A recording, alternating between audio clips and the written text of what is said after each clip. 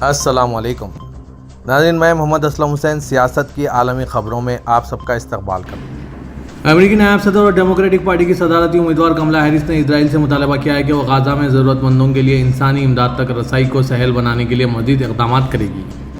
कमला Harris ने social media platform x पर अपनी पोस्ट में लिखा है कि अक़वाम मुत्तहिदा ने इत्तला दी है कि तकरीबन 2 हफ्तों से गाज़ा के शुमाल को खुराक की बिल्कुल तरसील नहीं हुई, लिहाजा इसराइल को फौरी तौर पर ज़रूरतमंदों के लिए इमदाद की तरसील को आसान बनाने के लिए मज़ीद इक़दाम उठाने चाहिए। खित्ते में शहरियों के तहफ़्फ़ुज़, खुराक, पानी और तिब्बी खिदमात तक इनकी रसाई को यकीनी बनाने की ज़रूरत की तरफ इशारा करते हुए कमला हैरिस ने बैनुल-अक़वामी इंसानी हुकूक़ का एहतराम करने की ज़रूरत पर भी जोर दिया। अक़वाम मुत्तहिदा के वर्ल्ड फूड प्रोग्राम की तरफ से 12 अक्टूबर को शाये हुए बयान में बताया गया था कि गाज़ा के शुमाल को जाने वाली तमाम तर मरकज़ी गुज़रगाहें बंद कर दी गई है और 1 अक्टूबर के बाद से इलाके में कोई खुराक दाखिल नहीं हुई। बयान में कहा गया कि गाज़ा के शुमाल में खुराक की तक़सीम के मकामात तंदूरों और बेकरियों को फ़िज़ाई हमलों और इनखला के अहकामात जैसे अवामिल की वजह से बंद करना पड़ा।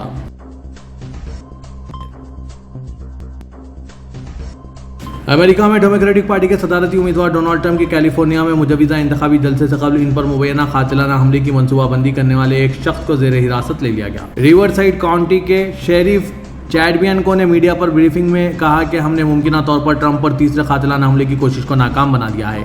बियनको ने इंकशाफ किया कि कोएचिला वैली में ट्रंप के इंतखाबी जलसे के मुकाम से आधे किलोमीटर दूर पुलिस चेक पोस्ट पर रोकी गई एक गाड़ी से जलसे के लिए जाली दाखिला कार्ड, गैर कानूनी तौर पर हासिल करदा भरा हुआ शिकारी बंदूक, पिस्तौल और एक आला सलाहियत का मैगजीन बरामद किया गया।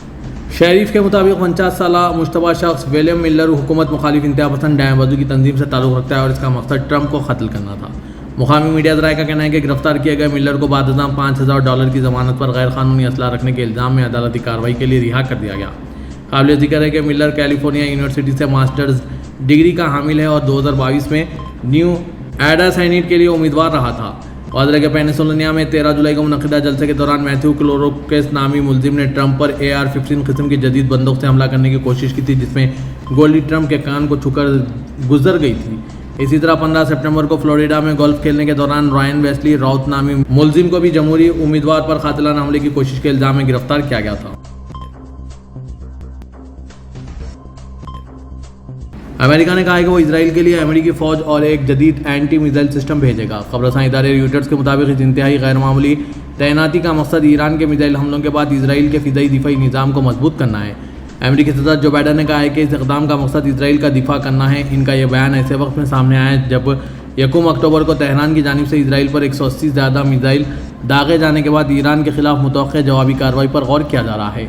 हुकाम का कहना है कि अमेरिका इसराइल पर जोर दे रहा है कि वो मशरिक़ सतह में वसी जंग शुरू करने से कबल अपने जवाबी रद्दअमल पर गौर करें, जबकि सदर जो बाइडन ने अवामी सतह पर इसराइल के ईरान के जौहरी मुकामात पर हमले की मुखालिफत की है और ईरान की तोनाई के बुनियादी ढांचे पर हमले के हवाले से अपनी तशवीश का इजहार किया है। लेकिन इसराइल की अपनी फ़ौजी सलाहियतों को देखते हुए फ़ौजी मशक़ों के अलावा वहाँ अमेरिकी फ़ौजियों की तैनाती शाज़ ही है। अमेरिकी फ़ौजियों ने हालिया महीनों में मशरिक़ सतह में जंगी जहाज़ों और लड़ाका तैयारों से इसराइल के दिफा में इस वक्त मदद की जब वो ईरानी हमले की ज़द में आया था। Terminal high altitude area defence system अमेरिकी फ़ौज के दिफाई निज़ाम का अहम हिस्सा है, जो इसराइल के पहले से मौजूद एंटी मिसाइल डिफेंस में शामिल किया जाएगा।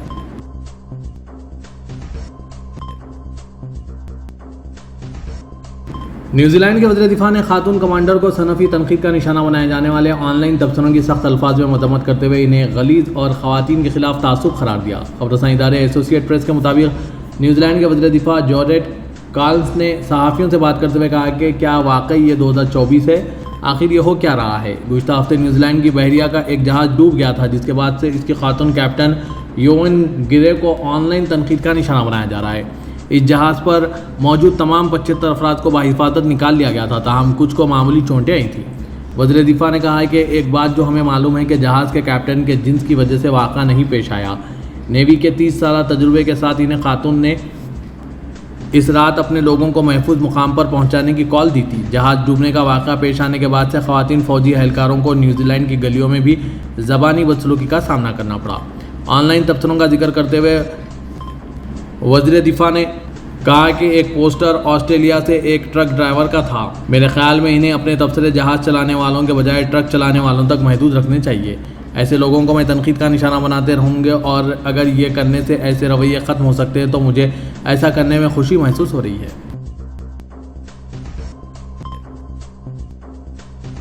یورپی یونین نے کہا ہے کہ ہم لبنان کے جنوب میں اقوام متحدہ کی امن فورس پر اسرائیل کے حملوں پر سخت تشویش کا شکار ہیں اور اسرائیلی حکام سے فوری بیان اور جامع تحقیقات کی توقع کرتے ہیں۔ یورپی یونین کے ممالک کے وزرائے خارجہ نے لکسمبرگ میں مشرق و سطح اور یوکرین کی پیش رفت پر تبادلہ خیال کیا۔ اجلاس کے آغاز میں وزراء نے اقوام متحدہ کی لبنان کی عبوری امن فورس یونیفل پر اسرائیل کے حملوں کے حوالے سے ایک مشترکہ بیان دیا۔ اجلاس کی صدارت کرنے والے یورپی یونین کے اعلیٰ نمائندے برائے خارجہ امور اور سلامتی پالیسی جوزف بورل کے تحریری بیان میں کہا گیا کہ یورپی یونین اقوام متحدہ کے مشنز کے خلاف ہونے والے تمام حملوں کی مذمت کرتے ہیں۔ اسے خاص طور پر لبنان کی یونیفل کے خلاف اسرائیلی فوج کے حملوں کے بارے میں خدشات لاحق ہے۔ بالواسطہ طور پر حملے کی مذمت کرنے والے بیان میں اپیل کی گئی ہے کہ جنوبی لبنان کے استحکام میں بنیادی کردار ادا کرنے والی اقوام متحدہ کی امن فورس یونیفل کے خلاف اسرائیلی حملوں کے حوالے سے ہم ایک فوری بیان اور جامع تحقیقات کی توقع کرتے ہیں۔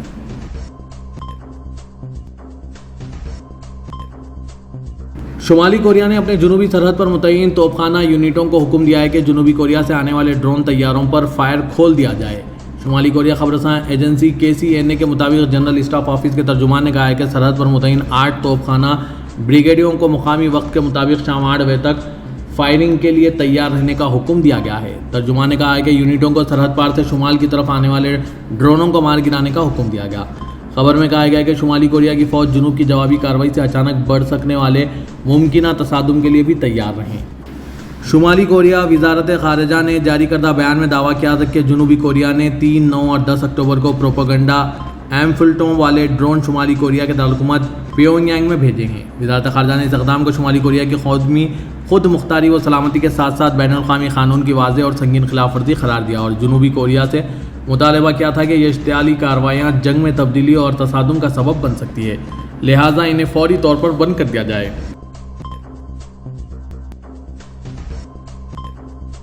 غازہ پٹی میں اقصی شہداء اسپتال کے احاطے میں بے گھر شہریوں کے خیموں پر اسرائیلی فوج کے حملے کے نتیجے میں 4 افراد شہید اور 40 زخمی ہو گئے۔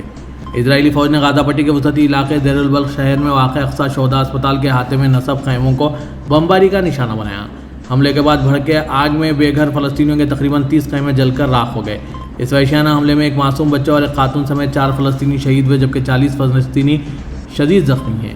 طبی ذرائع کے مطابق زخمیوں کی اکثریت کو دوسرے اور تیسرے درجے کے شدید زخم آئے ہیں۔ قابل ذکر ہے کہ گزشتہ روز بھی غازہ کے وسطی حصے میں واقع نصیرات پناہ گزین کیمپ میں بے گھر فلسطینیوں کی پناہ گاہ ایک اسکول پر اسرائیلی حملے میں خواتین اور بچوں سمیت 18 فلسطینی شہید ہوئے تھے۔ 7 اکتوبر 2023 سے اب تک اسرائیل کے غازہ پٹی پر جاری وحشیانہ حملوں میں تقریباً 17,000 معصوم بچوں اور 11,378 خواتین سمیت 42,227 فلسطینی شہید ہوئے ہیں جبکہ 98,464 فلسطینی زخمی ہوئے ہیں۔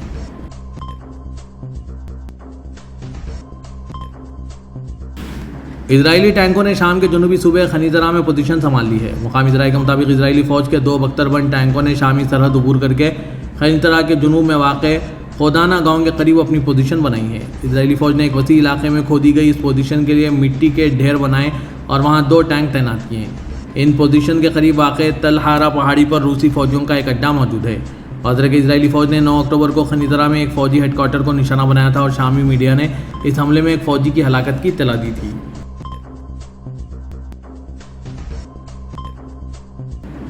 آسٹریلیا اور ہندوستان کے درمیان تعلقات کو مضبوط بنانے کے لیے ایک اہم اقدام اٹھایا گیا ہے۔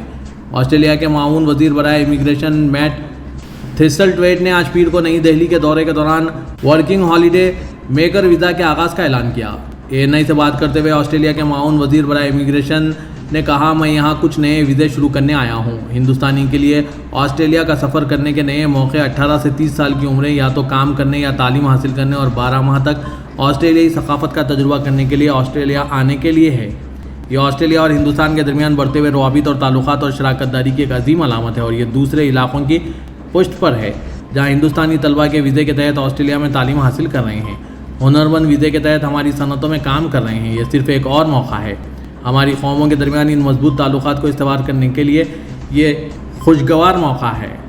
میٹ نے نوٹ کیا کہ ورکنگ ہالیڈے میکر پروگرام ہندوستانی کمیونٹی کے نوجوان ممبران کے لیے ایک موقع ہے کہ وہ یا تو کام کرنے، مطالعہ کرنے یا آسٹریلیا کے ارد گرد سفر کرنے اور آسٹریلوی زندگی اور آسٹریلوی ثقافت کا تجربہ کرنے کے قابل ہوں۔ سعودی وزیر اطلاع سلمان بن یوسف الدوسری نے دوحہ میں قطری وزیر اعظم و وزیر خارجہ شیخ محمد عبد الرحمن بن جاسم ال ثانی سے ملاقات کی۔ ایس پی اے کے مطابق اس موقع پر قطری میڈیا کارپوریشن کے چیئرمین شیخ حمد بن سامر آل ثانی اور سعودی سفیر شہزادہ منصور بن خالد بن فرحان بھی موجود تھے۔ ملاقات میں دونوں ملکوں کے درمیان تعاون کے تعلقات اور ان کی سپورٹ میں اضافے کے طریقوں خصوصاً مشترکہ میڈیا کے شعبے میں تعاون کو فروغ دینے کا جائزہ لیا گیا۔ سعودی وزیر اطلاعات اور قطر میڈیا کارپوریشن کے چیئرمین کی موجودگی میں سعودی نیوز ایجنسی کے قائم مقام سربراہ علی بن عبداللہ الزید اور قطر نیوز ایجنسی کے ڈائریکٹر جنرل احمد بن سعید رمیحی نے ایس پی اور خانہ کے درمیان تعاون اور خبروں کے تبادلے کے معاہدے کے ایگزیکٹو فریم ورک پر دستخط کیے۔ اس معاہدے کا مقصد ایڈیٹنگ اور فوٹوگرافی کے شعبوں میں تربیتی پروگرام، اس کے علاوہ جدید ٹیکنالوجی اور مصنوعی ذہانت کے استعمال سے خبروں کا مواد تیار کرنا، تجربات کا تبادلہ اور علم کی منتقلی، دونوں ملکوں کے قومی کامیابیوں اور ایونٹس کے حوالے سے خبروں اور فوٹوگرافی کا مواد تیار کرنا ہے۔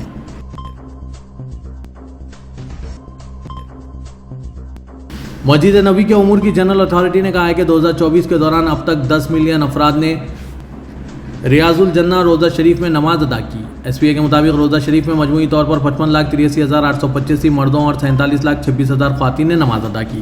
اعداد و شمار میں بتایا گیا ہے کہ روضہ شریف میں داخلے سے پہلے انتظار کا اوسطاً وقت 20 منٹ تھا۔ زائرین کی روزانہ تعداد 48,000 تک پہنچ گئی، جبکہ زائرین کو 11 زبانوں میں آگہی فراہم کی گئی۔ یہ اقدامات مسجد نبوی میں زائرین اور نمازیوں کے لیے فراہم کی جانے والی خدمات کو بڑھانے کے لیے مملکت کی قیادت کی خواہشات کے مطابق ہے۔ واضح ہے کہ ریاض الجنہ روضہ شریف کا رقبہ 330 مربع میٹر ہے، جس میں فی گھنٹہ 800 افراد کی گنجائش ہے۔ اوسطاً ہر وزیٹر کو 10 منٹ ملتے ہیں۔ روضہ شریف میں زائرین کے داخلے کو آسان بنانے کے لیے 4 مراحل ہے۔ نسک اور توکل نے اپلیکیشن کے ذریعے اپائنٹمنٹ کی تصدیق، ای ڈیوائسز سے QR کوڈ اسکین کرنا، پھر زائرین کو کچھ دیر انتظار کے بعد روضہ شریف میں بھیجا جاتا ہے۔ مسجد نبوی امور کی اتھارٹی نے سیکورٹی اور انتظامی اداروں کے تعاون سے زائرین اور نمازیوں کے لیے روضہ شریف میں نماز اور روضہ رسول پر حاضری کے عمل کو آسان بنانے کے لیے کام کیا ہے۔ خادم حرمین شریفین شاہ سلمان بن عبدالعزیز اور ولی عہد شہزادہ محمد بن سلمان کی ہدایت پر عمل کرتے ہوئے آج پیر کو لبنان کی مدد کے لیے دوسرا سعودی طیارہ ریاض سے بیروت روانہ ہو گیا۔ سابق ویب سائٹ کے مطابق سعودی قیادت کی ہدایت پر لبنانی متاثرین کی مدد کے لیے فضائی پل قائم ہو گیا ہے۔ ریاض کے کنگ خالد انٹرنیشنل ایئرپورٹ سے بیروت روانہ ہوئے طیارے میں 40 ٹن امدادی سامان موجود ہے۔ امدادی سامان میں خشک راشن، ادویات، طبی آلات، کمبل اور خیمے شامل ہیں۔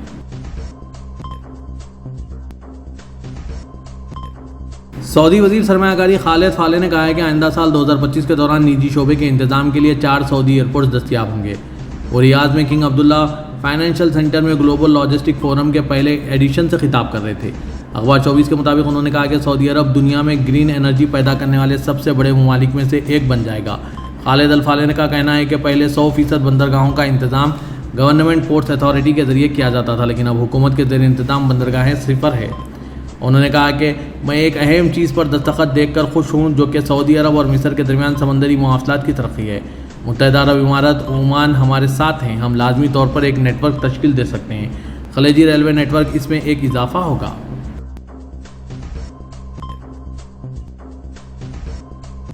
پاکستان میں وزیر اعلیٰ خیبر پختونخوا علی امین خان گنڈاپور نے کہا ہے کہ اگر عمران خان کے ساتھ ان کی بہن ڈاکٹرز یا پارٹی قائدین سے ملاقات نہ کرائی گئی تو کل اسلام آباد احتجاج کے لیے مارچ کیا جائے گا۔ آج پیر کو وزیر اعلیٰ خیبر پختونخوا کی زیر صدارت وزیر اعلیٰ ہاؤس پشاور میں PTI پارلیمانی پارٹی کا ایک اہم اجلاس منعقد ہوا، جس میں صوبے کے 4 ریجنز سے تعلق رکھنے والے تحریک انصاف کے قومی و صوبائی اسمبلی نمائندگان اور دیگر پارٹی قائدین نے شرکت کی۔ اجلاس میں اسلام آباد احتجاج کے انتظامات اور تیاریوں کا تفصیلی جائزہ لیا گیا۔ احتجاج میں زیادہ سے زیادہ لوگوں کی شرکت یقینی بنانے کے لیے حکمت عملی کو حتمی شکل دی گئی۔ اس مقصد کے لیے پارٹی قائدین اور منتخب عوامی نمائندوں کو ذمہ داریاں بھی تفویض کی گئی۔